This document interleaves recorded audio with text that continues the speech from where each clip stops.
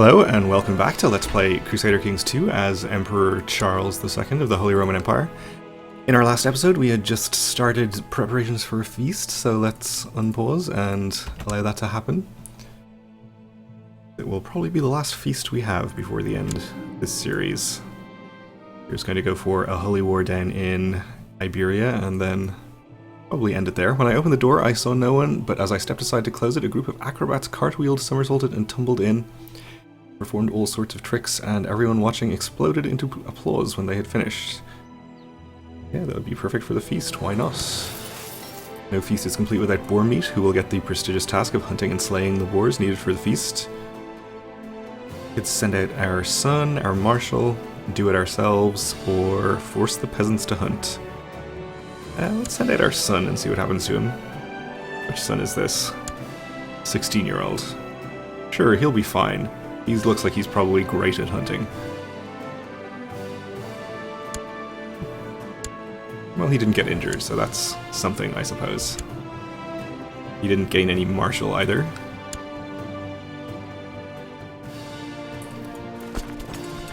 Let's move our retinue down here, just in preparation. The best part about preparing a feast is deciding what foodstuff to serve. I must purchase venison, boar, duck, spices, wine and ale, honey for the desserts, cheeses, and perhaps even a swan or a peacock. So let's spend lavishly on food, why not? Most of the preparations for the feast have been made, now I only have to send out the invitations. We will invite everyone. And the Umayyads, it seems, are at war right now, so... Holy war for Majorca. There's a Byzantine revolt going on, I see. So they're taking the opportunity to go and take Majorca, it seems. So our vassal king of Middle Francia has died. We have a new guy in charge. He is a huge fan. He desires the barony of Soissons. Do I have that? Oh right, this is the one that is in Amiens, presumably. He can't have that. In fact, he shouldn't even have the county, but let's not worry about that too much. I think that would be more trouble than it's worth to fix.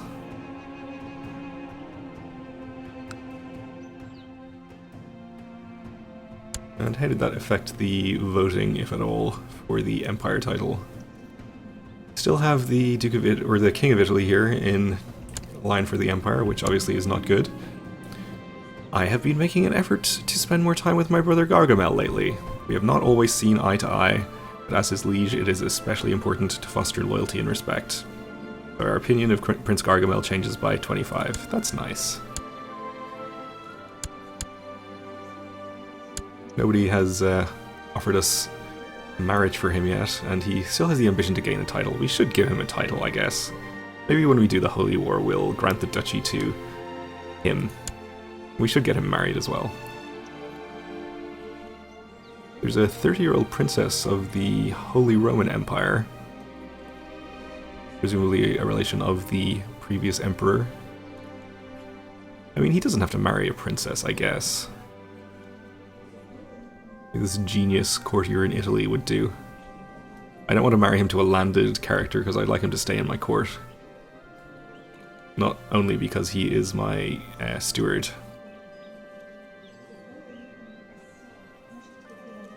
Sure, we'll just pick this random person. I guess it doesn't matter.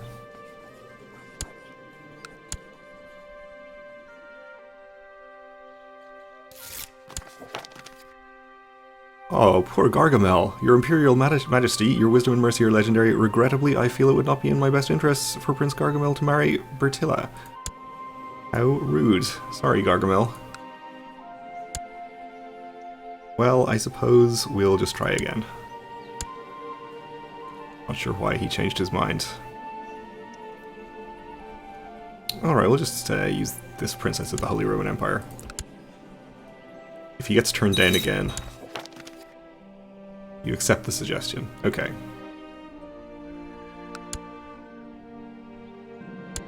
Guests have arrived, all is ready, the cooks have worked day and night preparing the food, and the castle has never looked lovelier. Welcome to the feast.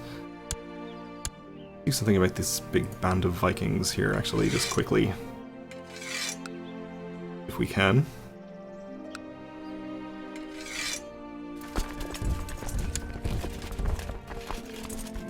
While the feast is going on. Middle Francia changing crown laws. A travelling poet who calls himself a bard arrived today. A good-for-nothing nobody. Or if he does anything wrong, I'll break every bone in his body. Or he can stay for as long as he likes. Let's let him stay. Guess he's not playing at the feast. I found out that this prince had introduced the bard to the court, and I told him how much I appreciated that. Finally, someone who can sing. Okay. Looks like the Vikings are just leaving. Some of my guests did not seem satisfied with the food, but I would never have thought one of them would have complained out loud. What a jerk. You don't have anything nice to say, shut up, so we don't like each other. Well, that's fine. I guess. The bishop, however, spoke up and told everyone how great the food was. It was well spoken, thank you, so we like each other. The acrobats performed cartwheels, somersaults, tumbles with great skill during the course of my feast. So we're going to gain 10 prestige. The Pope's plate was still almost full when the acrobats had finished their performance, and he applauded almost frantically with a blissed look in his eyes. Okay, I guess he liked the acrobats. Some of the guests were invited with an ulterior motive. I want their titles, so this would be probably the claim on this county. We don't need the title. We definitely don't need to annoy all of our vassals. We can spare a little prestige, so let's just disband these since they're not going to be necessary.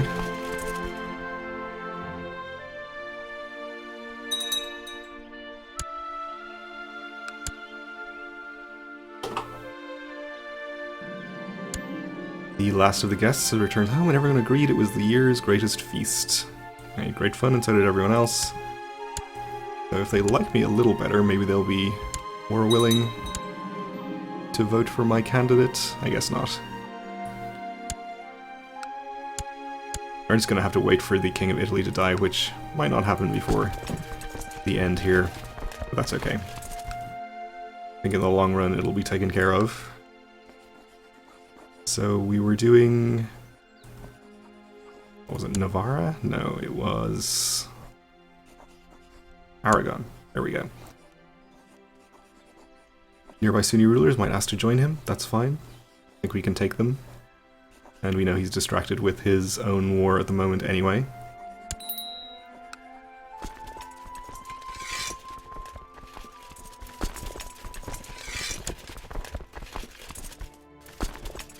We'll just get everybody on their way over here.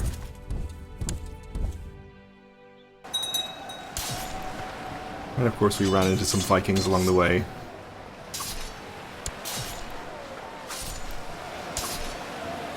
Which is not ideal, but it's fine. Alright, a trade post has been sieged down. How is our trade republic doing, actually? Reasonably well. I guess we're probably still pretty low on the relevant technology for building trade posts, so they haven't built any, or built many, at this point. Okay. There's actually a lot of Vikings in here, so let's not march these troops right through there. And I did that wrong. You should come down here and then here.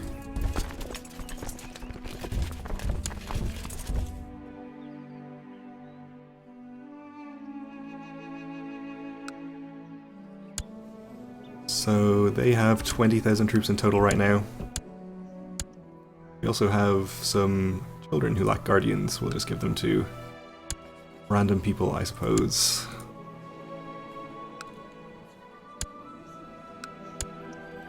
Since it doesn't really matter all that much.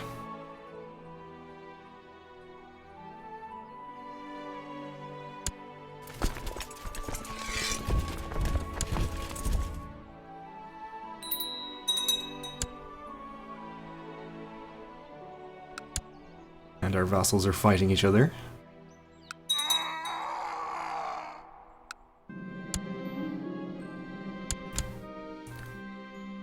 I guess course, we have a new Duke of Pisa usurping things.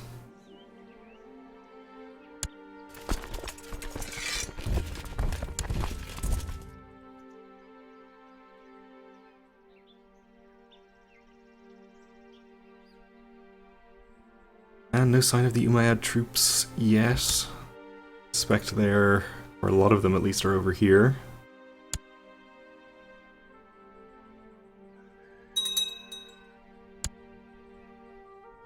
And Italy has declared war on the Pope, okay.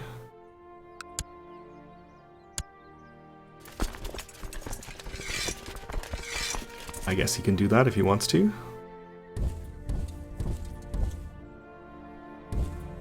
We're in this way.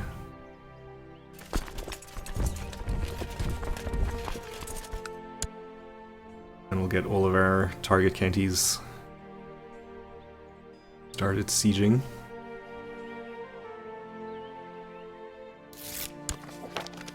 And Gargamel has collected a tithe for us. My vassal has embraced a dangerous heresy, no doubt influenced by local preachers. Well, we'll just tell him to convert. Oh, I guess we could have just done it with this event. We'll tell him twice and see what happens. We'll close your ears to the spoutings of local heretics and pray for their imminent eradication, if I can speak the English language at all. Okay. Let's see if we can catch this army, which belongs to the Umayyad vassals. Okay, so now he's refusing to convert because he's already Catholic. In a confusing manner. Our son Prince Charles is of legal age and he's a charismatic negotiator. Okay.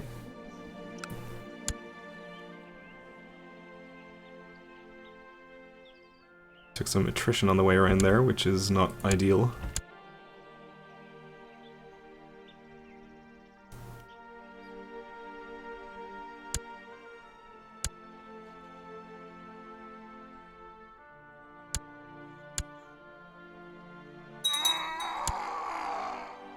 Our cousin died after a period of illness.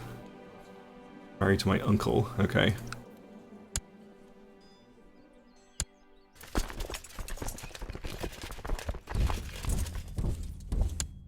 I remember when we got them married, it was because he was very insistent about it.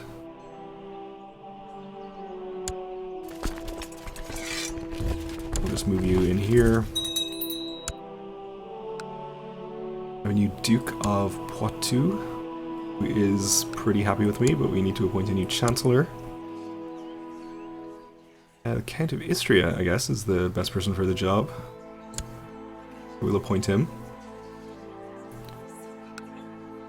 And I think we may have... Yeah, we actually have our son in line for the throne now, which is good.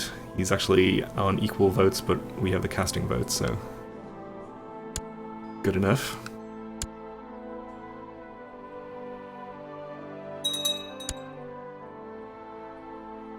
Auvergne is having a revolt. It's unfortunate for them.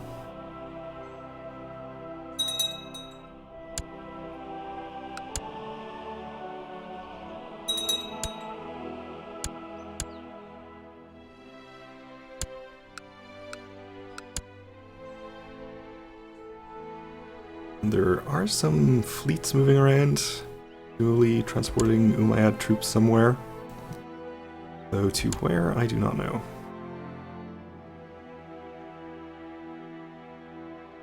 Thought they were landing them around here somewhere, but maybe not.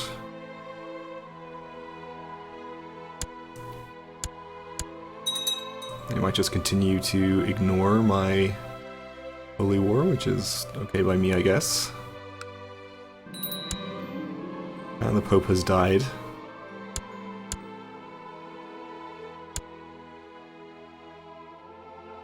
We apparently are in danger of losing the papacy on succession. That's because a cardinal from Britain is in line to inherit, I guess. Anyway. Oh, and there is an Umayyad army. attacking me into the hills here? Yeah, okay. Well, we can at least put somebody in charge of the right flank here. Rough terrain does apply to hills, so we'll put him in charge. That seems good. I guess we can appoint a left flank here as well. I guess this guy will do fine. And we even have the King of Italy in the center, where he's more likely to die, so that's good. Let's get half of this army ready to reinforce. We'll let them actually attack first, though.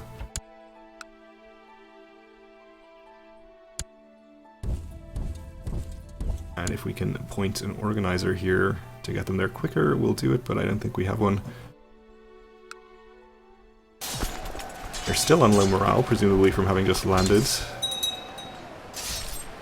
which is bad news for them, so I think this is going to go pretty well. Especially if it lasts long enough for our reinforcements to get there. We have the Rise of the Shia for... I don't know how many Rises of the Shia that is at this point, but definitely more than one. Okay, so we'll just take this whole army and follow.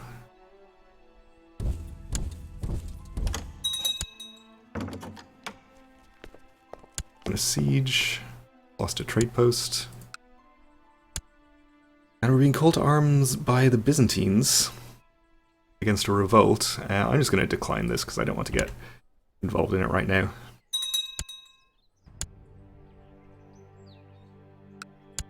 Aquitaine is having a revolt as well. Every time my son meets a stranger, he looks like he might faint. Try to make him gregarious, and we did.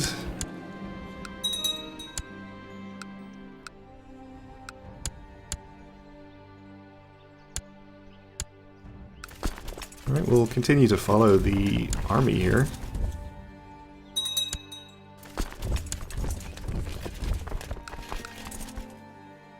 As long as it still exists.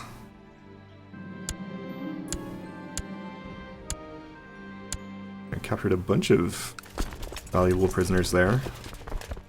Now they're retreating on top of this hostile army composed of vassals. Oh, it seems to have gone actually. Well, let's actually follow it.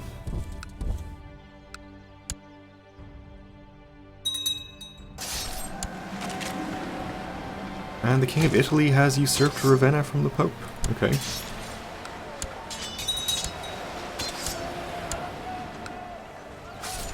Did he manage to do that without getting excommunicated? Apparently did. Okay.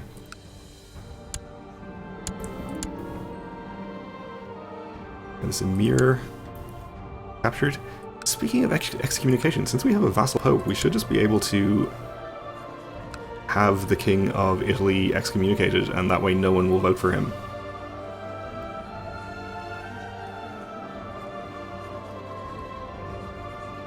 Let's do that. I know we're already we already have our chosen heir lined up, but still, let's make sure of it. If there's any change in votes there. Slew this person in battle, okay.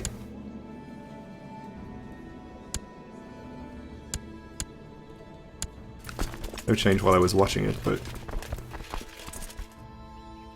that's okay. We can follow again to wherever they're going.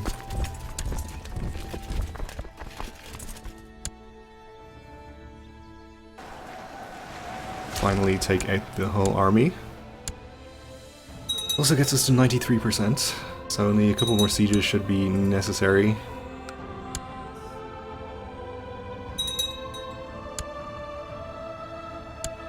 And that will do it.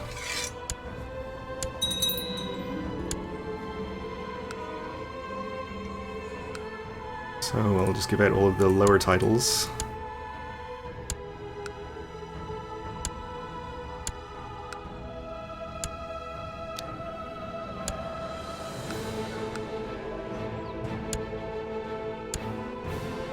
And let's see, the duchy will create it.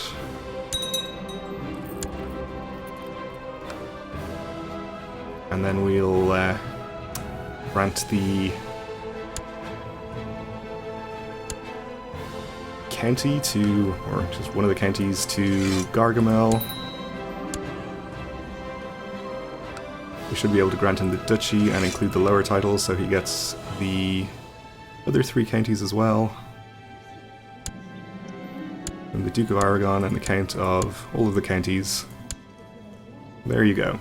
And he's even married. And he should fulfill his ambition. Well done, Gargamel. We should be able to reappoint him as our steward as well. Actually, he's no longer the best person for the job. Okay. Well, you can be a duke instead of a steward. That's probably even better.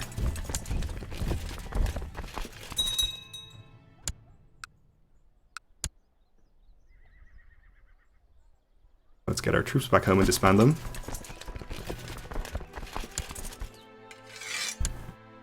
And that is going to do it for this episode and for the entire series. I think we did pretty well getting back to at least the point where our esteemed grandfather Charlemagne left off, and even expanded the realm a little bit under our watch, which can't really ask for more than that. I guess I would have liked to take Brittany as well, but I don't think there was really an easy way to do that. We would have had to fabricate several separate claims. It's not de jure part of our kingdom or part of our empire, unfortunately. But we did take, I think, all of the de jure Holy Roman Empire, so that is pretty good. Let's take a look at the rest of the map as well, just before we go here. Denmark is looking pretty weird. They've got a lot of land up here for some reason. That's okay. Norway owns a bunch of Scotland. And, oh, Galicia's capital actually moved up to Cornwall here. Interesting. I noticed that before. Abbasid's still looking pretty good. Zunbil's still existing, still in revolt. I can't imagine this is the same revolt that they were in the last time I looked over here, but it's impressive enough, I guess, that they still exist. And, I don't know, India looking pretty much the same way as it usually looks, I think. And nothing too crazy going on religiously, I think. The Cathar County over here, but nothing else too noteworthy. Probably the same deal with culture, since that's even slower to change than religion. Alright, well, let's leave it here. Thanks for watching. I hope you enjoyed this series. I had a good time playing it. And join me again soon for probably another Crusader Kings 2 series. Thanks for watching.